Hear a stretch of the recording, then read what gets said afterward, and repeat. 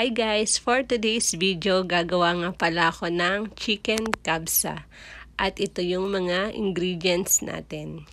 Gagamit nga pala tayo ng basmati rice.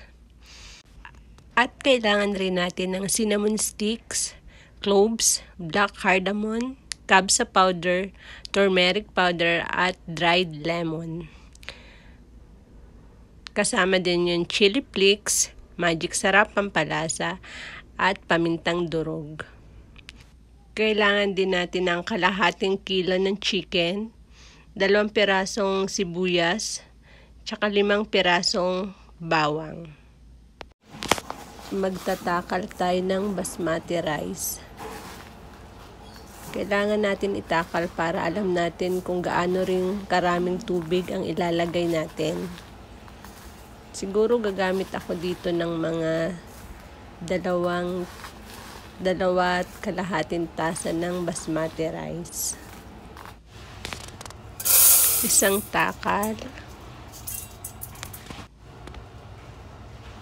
2 takal, at 2.5 takal.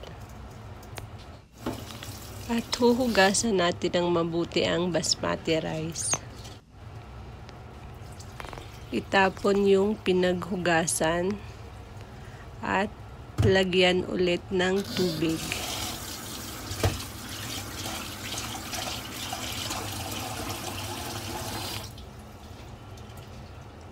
At ibababad natin to ng 30 minutes sa tubig. Yan. I-set aside muna natin siya. So, mamaya babalikan natin to kapag gagamitin na natin.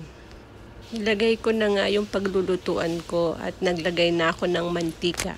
Kunti lang yung nilagay kong mantika dahil hindi pwede kay mama yung mamantika. At iginisa ko na nga ang sibuyas at bawang. Halo-haluin lang guys. Susunod ko yung dried lemon. Tsaka cinnamon stick. At 2 pirasong black cardamom. Tsaka turmeric powder, 1 kutsara. 1 kutsarang kabsa powder. Cloves. Tsaka halo-haluin natin. Para mag-mix siya. Maglalagay ako ng 2 basong tubig. At hintayin nating kumulo. Tapos ilalagay ko na yung chicken. Pakukuluan ko ng mabuti itong manok para maluto siya ng husto. Tatakpan ko muna hanggang sa kumulo. Pag kumulo na, ilalagay ko na tong magic sarap, paminta at chili flakes. Hahaluin ko ng mabuti para mag-mix yung mga sangkap. Maglalagay din ako ng asin. Alisan ko na ng tubig itong binabad kong bigas. Aalisin ko pala muna dito yung manok sa pinagpakuluan. Kasi mamaya ipiprito natin to para mas maluto siya at may aroma. Naalis ko na yung mga manok, ilalagay ko na yung basmati rice na binabad natin kanina sa tubig. Nailagay ko na nga yung basmati rice, halo-haluin natin para mag-mix yung mga sangkap niya. At eto na nga, prinito ko na yung mga manok. Na-deep fry ko na nga yung manok.